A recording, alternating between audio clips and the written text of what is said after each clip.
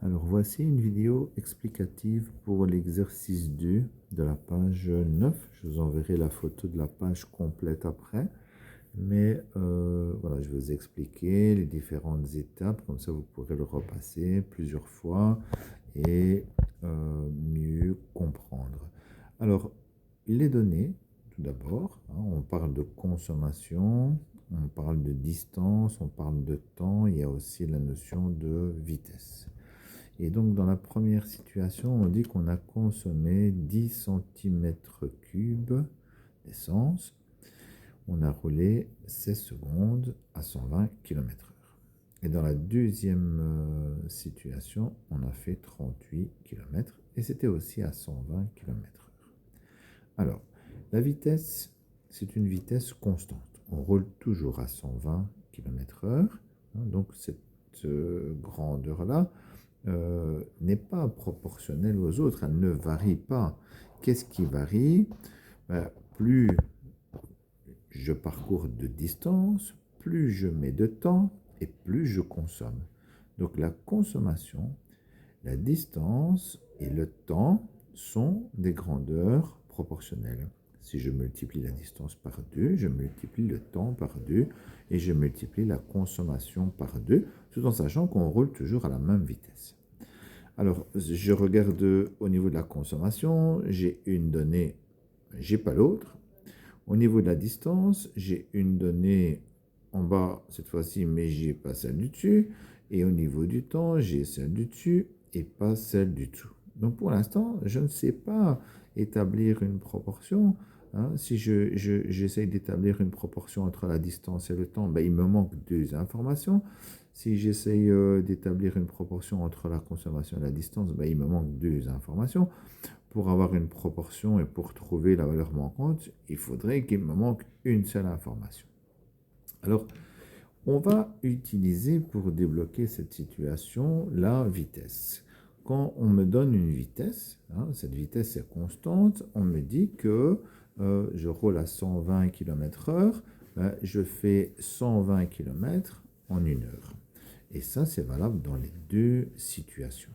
Alors, je peux écrire, ajouter ici dans la colonne distance et temps, je sais que je fais 120 km en une heure, donc 60 minutes ou 3600 secondes.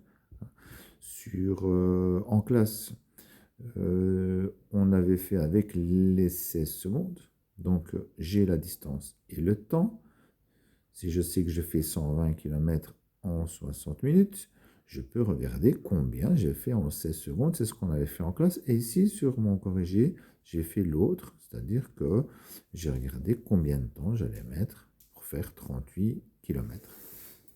Et donc, je vais écrire la proportion. Pour écrire une proportion, on a vu que au lieu de disposer les grandeurs sous forme de colonnes, c'était mieux de les disposer sous forme en ligne, en deux lignes. On doit établir un rapport entre deux grandeurs. Et donc ici, j'établis le rapport entre la distance et le temps.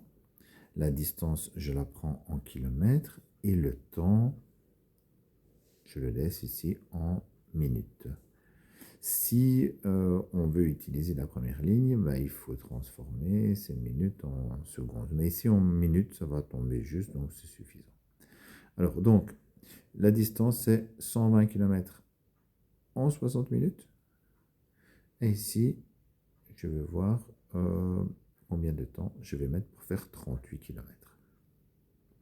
Voilà, maintenant qu'on a une égalité de deux fractions, je rappelle, ça c'est important de comprendre ce qu'on fait, c'est une proportion et donc je peux appliquer la règle des proportions, c'est-à-dire le produit en croix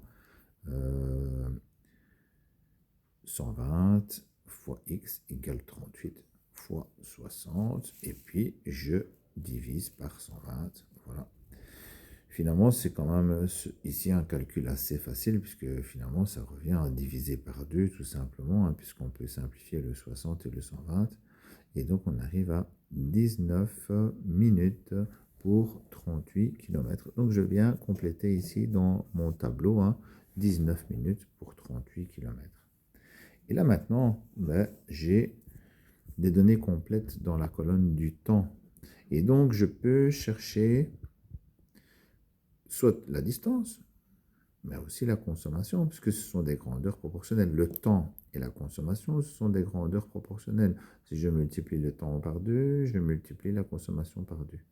Comme j'ai 2 données dans la colonne du temps, ben, je vais pouvoir prendre cette colonne et cette colonne, hein, consommation et temps, et on va écrire une proportion. Voilà, donc je réécris mes données également sur 2 lignes pour pouvoir établir le rapport entre la consommation et le temps. Donc la consommation pour l'instant elle est en centimètres cubes. 10 centimètres cubes, j'ai consommé 10 centimètres cubes pour 16 secondes. Je vais voir combien je vais consommer pour les fameux 19 minutes. Et 19 minutes, ben, c'est 19 fois 60 secondes. Et donc, ici, c'est 1140 secondes. Donc, j'applique la règle des proportions. Voilà. J'écris le calcul. J'ai simplifié le plus possible. J'obtiens 1425 sur 2 et donc 712,5 cm3. Dernière étape, on ne demandait pas en centimètres cubes, on nous demandait en centilitres. Et donc, à quoi ça correspond? Donc, comme expliqué en classe, un volume, c'est la même chose qu'une capacité. Et la valeur de référence, c'est le litre. Le litre, ça correspond à 1 décimètre cube. Bon, c'est évident que 1 litre, c'est pas 1 mètre cube. 1 litre, c'est pas un centimètre cube. 1 litre, ça peut être que 1 décimètre cube. Hein. Vous avez sans doute rempli quand vous étiez à l'école primaire avec une bouteille d'1 litre, un cube de 10 cm de côté. Voilà, donc 1 litre, c'est exactement la même chose qu'un décimètre cube. Et donc la colonne décilitre est juste à côté, la colonne centilitre est ici, et la colonne millilitre est... Le millilitre, ça correspond au centimètre cube. Donc 712 centimètres cubes. Si je transforme en centilitres, voilà, la virgule vient ici et ça me donne 71,25 centilitres. Voilà, j'ai complété ici dans le tableau la réponse à la situation. Voilà les détails. Je vous mettrai la photo entière de la page. Je pense que ça devrait vous aider à résoudre cet exercice.